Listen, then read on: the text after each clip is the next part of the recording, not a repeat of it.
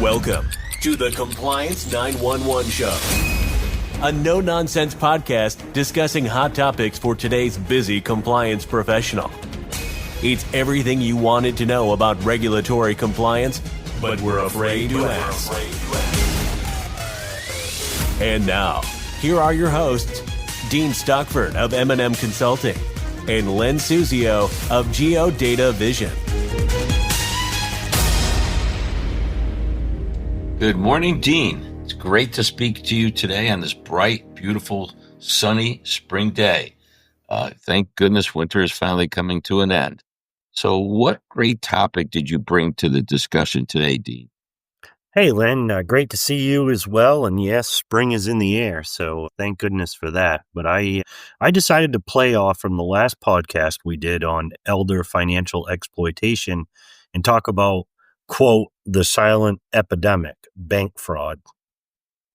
That's a great topic. Fraud as a whole continues to be a very hot topic, and the losses are staggering. So enthusiastic about listening to what you have to say on this topic.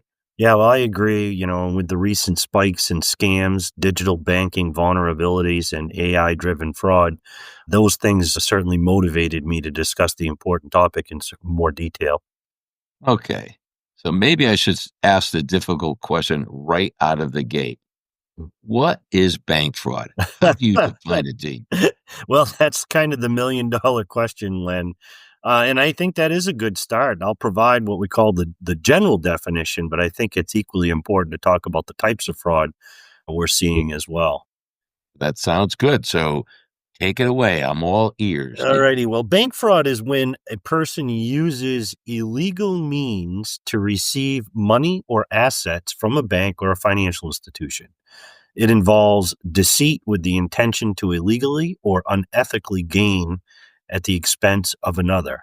It can take on various forms, including false pretenses, representations, or even promises. And we're seeing upticks in certain areas like credit card fraud, phishing or vishing, synthetic identities, insider threats, and of course, mobile banking scams, to name a few, are on the rise. So lots going on. So, Dean, do you have any numbers or can you quantify how much fraud has been going on? Well, I don't really have any specific or perhaps numbers that are completely up to date. They're all over the place and there is no real single source to go find them. But I can tell you this, in 2023, a report by the FTC reported consumer losses of about $8.8 billion, which was a 30% increase from 2022. And the numbers I'm hearing now being tossed around for 24 are even greater than that. According to a 2022 FBI report, they received over 800,000 complaints on fraud-related losses of over $10.3 billion, which was about a $3.6 billion increase from the previous year. So you can see that they're trending in the wrong direction. And fraud, extends way beyond the U.S. In fact, the EU central bank reported a 40% increase year over year, but they stopped short of quantifying it in dollars. But I can tell you this, it's well into the billions. Wow. That is astonishing. Do you have any insight regarding the types of fraud or devices used to perpetuate these crimes? Yeah, great questions. And I do have a little bit, of course, it's kind of a moving target, but there are go-tos, what I call go-tos for the fraudsters themselves or criminal activity. But I have a little detail from the various reporting that I've gathered and read online, but it appears credit card fraud continues to be number one. And you can see why. It's because everybody uses it. Visa actually reported more than $28 billion in losses in 2022. And I believe that's up around 40 billion, almost double today from 2022. So a very short period of time. The other area growing in popularity with scammers is vishing or phishing scams. And according to the FBI report, we saw a jump of more than 15% just in 1 year from 21 to 22. And it's more than $3 billion today as far as the phishing and the vishing scams. Other areas, of concern is fraudulent account takeover, which has seen huge increases. And according to recent ABA data, takeovers increased about 72% in 1 year from 20 to 21. And it's my understanding that it's up over 35% from 22 to 24. So we're talking about some significant losses in these categories.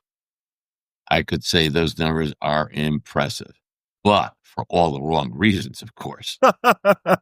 That's a fact, Len. Trust me, there are much more, but we continue to see scams in the various areas. And I think, it's important for people to understand where these things are occurring. Mobile banking, SIM swap scams, taking control of phone number access accounts. That's a newer one. Digital and online banking, synthetic identity fraud, which combines fake and real information to create new artificial identities. And, again, with artificial intelligence and the amount of information that's out there in the digital space, these fraudsters are able to create almost a mirror image of who you are and what your credentials are, or in order to access credentials to get into banking accounts.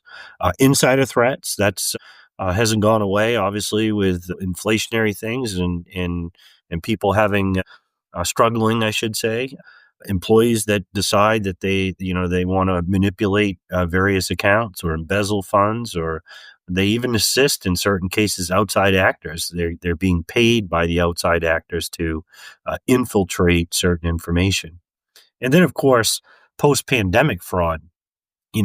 We did see a lot of fraud relative to stimulus checks or scams that are tied to financial relief. And, even though the pandemic has come and gone to some degree, we're still seeing fraudulent activity that's similar to these types of activities. So these are just a few, but as with anything, we need to be guarded given the steep increase in fraudulent activities. Dean, as I mentioned, I'm stunned by the numbers, and this is a horrible trend for sure. So, what can institutions do to mitigate their risk of being exposed to fraud?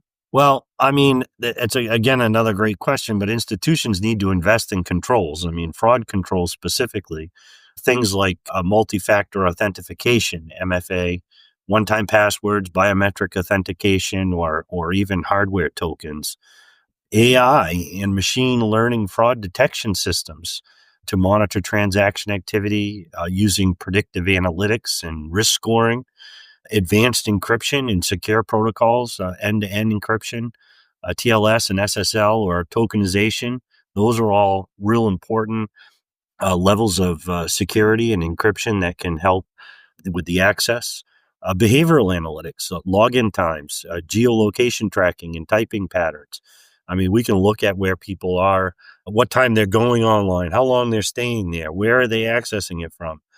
Secure access device authentication, which is device fingerprinting or geofencing, IP address verification, and making sure that you verified before you click. Strong customer education and awareness. And again, I think this is front and center, and everybody has an obligation to regularly train not only your staffs, but also customers to make them aware of the types of fraudulent activities or things that we're seeing out in the industry. Fraud monitoring and alerts. I mean, we do that now through BSA, AML related systems, but we got to get better at it. Transaction alerts, fraud alerts. We need to monitor these types of behaviors so that we can head off when somebody's deviated from the norm. Identity verification systems, so know your customer, digital ID verification or two-step verification at account setup, things that, again, tighten the controls around who the person may be or say they are. Secure payment methods, 3D secure authentication, process adds extra layer of verification during the online card payment in cryptocurrency and blockchain. Those are all secure payment methods that would help improve the likelihood of fraud. Legal and regulatory, of course, we have, anti-money laundering and in fraud regulatory areas. So I would encourage people to collaborate with law enforcement and other industry bodies. And then, regular software or system updates. So, those are things that sound so normal, but oftentimes people, close down their laptops or don't follow through with regular system updates and patches, which can help head off any type of fraudulent activity or phishing or vishing type scams. By employing a combination of these fraud mitigation techniques, I think that financial institutions can build a strong defense against the evolving landscape of fraud. So I strongly encourage folks to adhere to these things and especially look into them. These methods can be tailored, too, to the specific needs of the bank or financial institution, depending on their overall risk profile, customer base, technological infrastructure, and, of course, their appetite for risk within the institution themselves. So, I could go on and on and on all day long, especially when we start talking about fraud, Len, but I think that would take us probably another week or so. Oh, please. There's no end to the ingenuity of fraudsters, I'll tell you that. For sure. Yeah, for sure. Well, this has been another great and timely, although scary topic today. I want to thank you on behalf of the audience for your invaluable and informative comments today, Dean. This is Len Suzio with GeoDataVision. And this is Dean Stockford from M&M Consulting saying thank you for tuning in to today's discussion. And please let us know of any additional topics you'd like to hear in future episodes. Thanks for listening to the Compliance 911 Show. If you like the podcast, be sure to subscribe so you don't miss an episode. While you're at it, please give us a like and review to help others find the show. As always, links are in the show notes, and you can always find us online at compliance911show.com. Follow M&M Consulting and GeoDataVision on LinkedIn for all the latest news and information on compliance hot topics.